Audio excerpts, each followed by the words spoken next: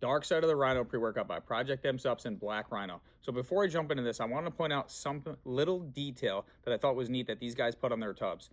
The status column here. It says intimidating rage, fuck shit up, crush that shit, and time to refuel. Whereas Judgment Day says Judgment Day, the other side, resurrection, and welcome to hell. They kind of put these little neat Easter eggs on what each pre-workout is geared towards. Now this is a big tub. So one scoop is 19.31 grams, and this is a one scoop, two scoop kind of deal. So in this, you're getting L-citrulline 2-to-1 at 10,000 mgs, maltodextrin at 10,000 mgs, Creapure at 5,000 mgs, beta-alanine at 4,000 mgs, glycerol monostearate at 2,000 mgs, agmatine sulfate at 2,000 mgs, EAAs at 2,000 mgs, oreogenesis at 350 mgs, DMAE at 350 mgs, caffeine anhydrous at 300 mgs, and Infinergy at 100 mgs. Now the flavor on this, I'm gonna call it Blue Raz Rhino. More blue than raspberry. Very sweet with a little bit of that high stim pre-workout aftertaste, but extremely tolerable. I would say probably better than most on the market. Now the betas on this, very smooth, 10 to 15 minutes set in, typical, face, cheeks, ears.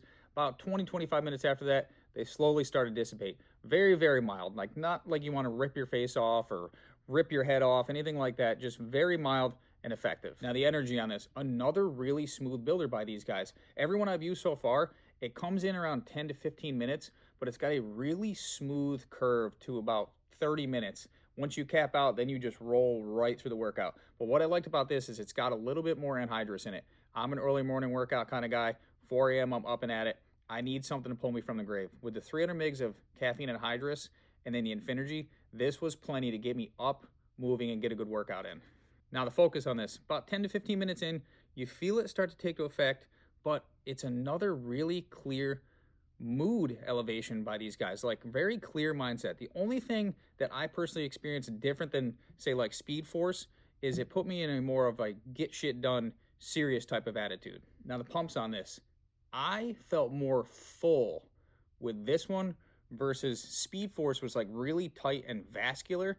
This seemed to me more like blood volume, which is funny because it's identical dosages. Maybe it's just me personally, maybe it was just the workout I was doing or nutrition, whatever it was.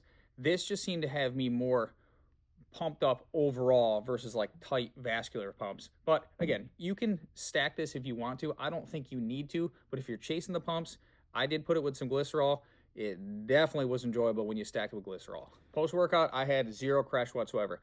I love when brands put Infinergy in it, especially at like at least 100 mgs, because that's enough to really like carry you through the workout and then well after. Anything less, I don't think it's worth it, but this with 100 mgs was perfect. Overall, Dark Side of the Rhino, man, I think is another good, well-rounded product by Project M Supps and all the brands that they collaborate with. Like every single one has their high points and do something better than the other, but every one has worked well.